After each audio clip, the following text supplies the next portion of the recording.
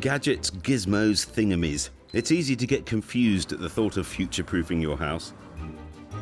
That's turned it on. I'm here to show that by taking a few simple steps, you can be walking into your home of tomorrow today.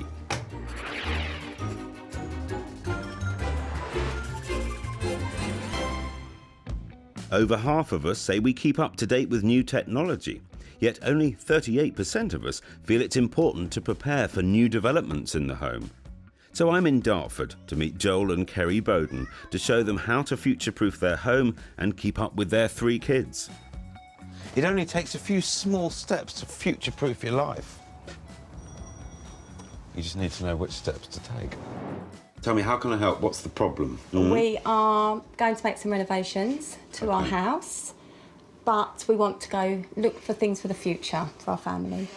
Technology moves very fast. Yeah. And there's lots of fashions and things that make it move quicker in certain directions. To ensure the Bowdens keep up with the changes, they'll need to incorporate some technology when they renovate their house. And obviously, if we're going to start ripping walls down and putting new wiring and cabling in, just seems like the optimal time to do it, really. It's best to start with the basics, like your wiring and internet. If you are renovating, talk to your electrician about cables in walls and perfectly placed sockets for charging your devices. This will help make your home ready for any future demands on your internet usage. If you're not renovating, don't worry, there's lots of technology you can start using right now.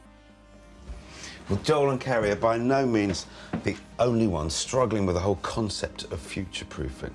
I can work my phone, but that's just about it. So I've called in futurologist Tom Cheesewright to show us what it's all about. And Tom's got 3 bits of kit to help Joel and Kerry get started on the road to the future today. Think about where you most often use power. Typically, people end up with far too few sockets in the bedroom, and they never end up with enough sockets around the back of major appliances like TVs. You might want a smart power point, something like this, which allows you to connect USB devices without having ugly wall warts hanging out with cables trailing everywhere. Just cuts down on the cable salad that little bit, and you can plug in any USB device to charge it. Sounds ideal. What else have we got here? So this is a smart socket. So you plug this into any socket in the house and plug another device into the front of it, and you can then remotely control this with an app. The other thing we've got here, talking about that cable salad, this is a wireless charging jacket. So put this on your phone and pop this on a charging base. You can get them built into table lamps, you can get them built into tables these days. Wherever you put this down on one of those bases, it will automatically start charging without you having to plug something in the wall and plug it into the device. Well, you know what? I'm looking forward to trying out these gadgets. Moving into the 22nd century. My overalls have given me an idea how to try the home automation switch. This switch goes in between the main power supply and your appliance. You can then use the app on your smartphone to turn it on. That's turned it on. I've decided to make myself useful and wash the car. I can go to work and then I can turn it off again. Everyone's safe. I know I'm in control. Doesn't work. Now it does. This is just one way to help your house run smoother.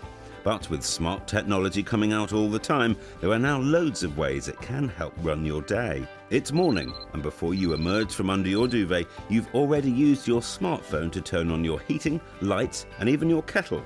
So it's boiled for when you finish your shower. Going to be home from work at a different time? Smart heating technology means you can control your thermostat from your phone, so you won't be walking into a chilly house. On your way home, you start the oven to heat up your dinner and even turn on your washing machine so you can empty it straight away.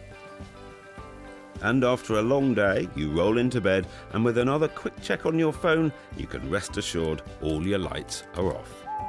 But with all this potential, the most important thing to remember when choosing smart technology is to go for options which work best for you, your home, and your family. Like for most families, the kitchen is the heart of this home, so that's what I'll concentrate on. Now, this is a very smart-looking bit of kit, but it is actually a piece of smart technology, isn't it? Indeed. Yeah. This clever bit of kit can be controlled from anywhere via the internet. Well, there's lots happening in the house at the moment. We've sorted out the washing machine. I'm just getting cracking on these chargers to work out the Wi-Fi kettle. get everything charged up and fired up and ready to go. And finally, as Kerry and Joel's children range in age from 7 to 18, being able to access age-appropriate content is a big concern. So Tom has some tips to help everyone stay safe online. You can add a layer of security out in the internet that protects what comes into your house. And you can log in and set some quite sophisticated controls about who can access what and when with passwords. You can also control particular apps. You can put parental controls on them. To do this, you can place a set of rules on your router so you can block certain web addresses, such as those containing XXX or keywords you don't want to be used in searches. It's also important to work with your children so they understand how to stay safe online too. Until today, Joel and Kerry were unsure as to how to future-proof their home. Now it's time to try out some of the new smart gadgetry. Kerry can boil the kettle from the comfort of the sofa. There's the wireless charger to easily keep everything charged. Hang on a minute, Finn. I've just got to do something. And it's time to see if the smart washer helps Kerry stay on the go. It's such an exciting time for the Bowdens, and we've put a lot of things in their house that they're going to use both now and on into the future. I'd say that we've learned 3 important things. The first of which is there are actually lots of products available at the moment. They don't cost the earth, and yet they do make a really big difference. Do your homework. It's up to you to make sure that you're up to speed with internet security if you want to safeguard your home and your children.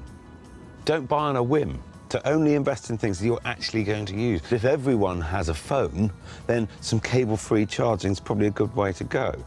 Trust me, the more cables you can remove from your life, the better.